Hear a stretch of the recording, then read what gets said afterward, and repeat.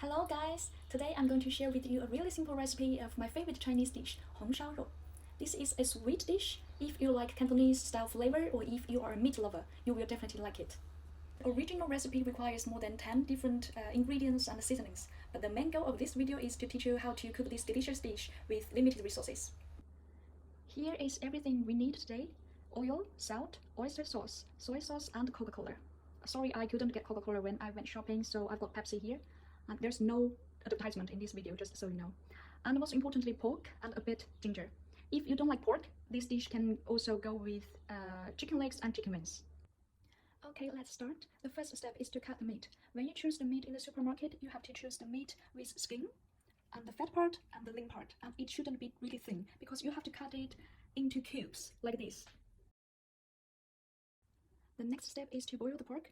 We put pork into cold water and heat it. We can also add a few slices of ginger here. We cook it till 5 to 10 minutes after the water is boiling. This step helps to get rid of the strong pork smell and make it less fatty and easier to cook for the next step. If you don't want to boil it, you can also marinate it with salt, soy sauce, and a bit oil, or some spirits that you have. Another technique is when you boil it, you can get out of the fat part. If you are too lazy, you can also cut this step. After we boil the pork, now we can start cooking. Now let's get the real cooking started. Add a bit oil. We don't need too much, because there will be oil coming out from the pork. Just keep frying it until you see the surface is getting crispy and the skin is getting the golden color. Then you know it's the time to add seasonings. We add a bit soy sauce, a bit oyster sauce, and a little bit salt. We don't need too much salt because there will be salt in soy sauce and oyster sauce.